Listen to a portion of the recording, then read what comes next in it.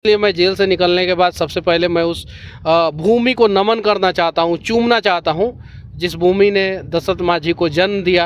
उस पहाड़ को चूमना चाहता हूँ जिस पहाड़ ने भी दशरथ मांझी के हिम्मत और हौसला के आगे जो है रास्ता छोड़ दिया कि हाँ भाई दशरथ, तुम तोड़ दो मेरे सीने को और बीच से रास्ता बना दो और दिखा दो पूरी दुनिया को कि एक मांझी था जिसने छेनी हथौड़ी के दम पे पूरे पहाड़ को तोड़ के और रास्ता बना दिया। माइक कभी नहीं छोड़ूंगा, ये हाथ में इतना ताकत है कि ये माइक को कभी नहीं छोड़ेगा, माइक उठाया रहेगा, तो माइक को मैं नहीं छोड़ने वाला हूँ। किया है। घर आप जाएंगे, माता जी से आप मुलाकात करेंगे करीबन 9 महीने बाद, एक प्रत्यक्ष रूप से सामने से बैठ के बातचीत होगी अच्छे से, तो क्या उनके लिए 2 शब्द क्या होगा?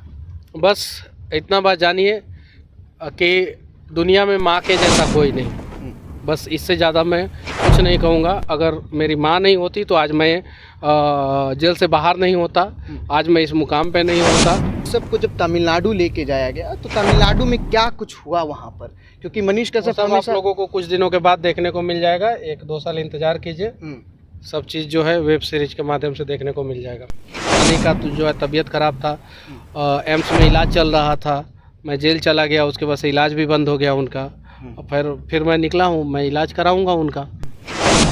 नमस्कार, सस्टॉक देख रहे हैं आप और मैं हूँ आपके साथ आशुतोष उपाध्याय।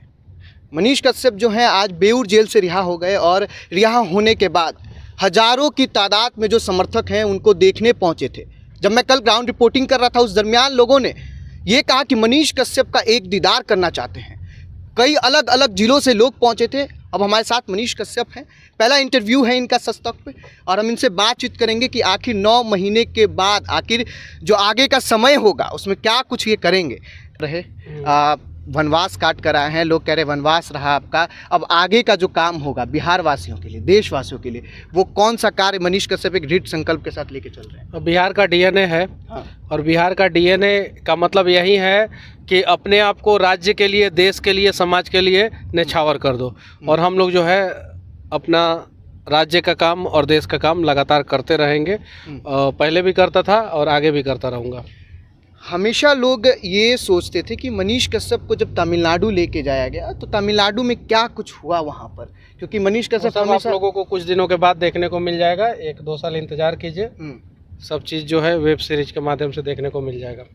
देखिए बड़ी बात है, वेब सीरीज़ के माध्यम से आप सबों को देखने को मिलेगा, लेकिन एक प्रश्न आपसे रहेगा कि लोग ये भी पूछ रहे कि क्या मनीष कश्यप अब फिर से पत्रकारिता करेंगे, फिर से माइक उठाएंगे? माइक कभी नहीं छोड़ूंगा, ये हाथ में इतना ताकत है कि ये माइक को कभी नहीं छोड़ेगा, माइक उठाया रहेगा, तो माइक को मैं नहीं छोड़ने वाला हूँ। अलग अलग जब जगहों पे हम जा रहे हैं तो लोगों का कहना है कि मनीष कश्यप बिहार के मुख्यमंत्री बनने चाहिए। उनका कहना है कि मनीष कश्यप को हम देखना चाहते हैं उस जगह पे जहाँ से बिहार का बदलाव हो सके। क्या कहिएगा इसके बारे में? मैं उन सब चीज़ों के बारे में नहीं सोचा हूँ और अभी सोचता भी नहीं हूँ। मैं जो करता था वो जेल से निकलने के बाद वो काम कंटिन्यूअस करता रहूँगा।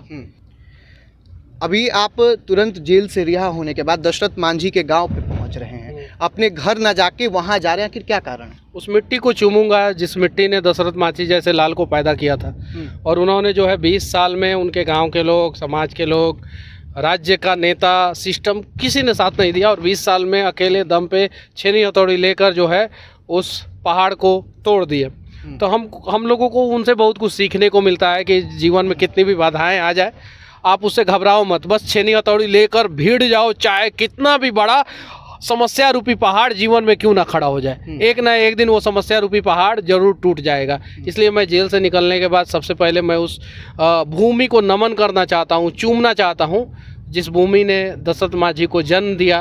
उस पहाड़ को चूमना चाहता हूँ जिस पहाड़ ने भी दशरथ मांझी के हिम्मत और हौसला के आगे जो है रास्ता छोड़ दिया कि हाँ भाई दशरथ, तुम तोड़ दो मेरे सीने को और बीच से रास्ता बना दो और दिखा दो पूरी दुनिया को कि एक मांझी था जिसने छेनी हथौड़ी के दम पे पूरे पहाड़ को तोड़ के और रास्ता बना दिया। तो क्या फिर से मतलब मनीष कश्यप उन भ्रष्टाचारियों को उसी तरीके से समाप्त कर पाएंगे जिस तरीके बिहार में माउंट एवरेस्ट से भी ऊंचा जो है वो भ्रष्टाचार रूपी पहाड़ है, उस पहाड़ को तो तोड़ना है और उसके लिए मैं लगातार प्रयास करता रहूँगा और मुझे उम्मीद है कि जितने भी बिहार के लोग हैं वो सभी लोग प्रयास करते रहेंगे और सभी लोग मिलके जो है ना बिहार में जो भ्रष्टाचार रूपी पहाड़ है उसको तोड़ देंगे।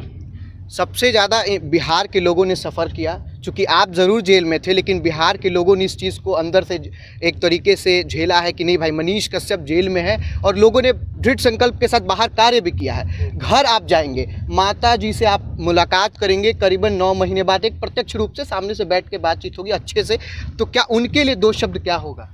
बस इतना बात जानिए कि दुनिया में माँ के जैसा कोई नहीं, बस इससे ज़्यादा मैं कुछ नहीं कहूँगा। अगर मेरी माँ नहीं होती तो आज मैं जेल से बाहर नहीं होता, आज मैं इस मुकाम पे नहीं होता।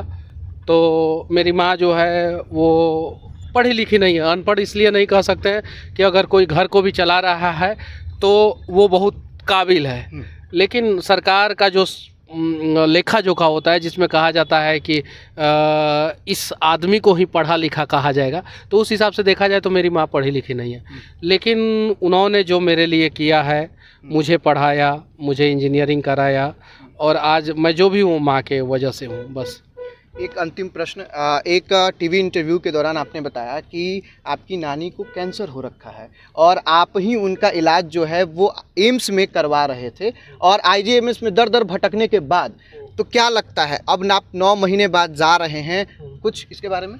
बस बिहार के लोग देखें कि बिहार का स्वास्थ्य व्यवस्था कैसा है कैसा नहीं है, वो सब लोगों को दिख ही रहा है।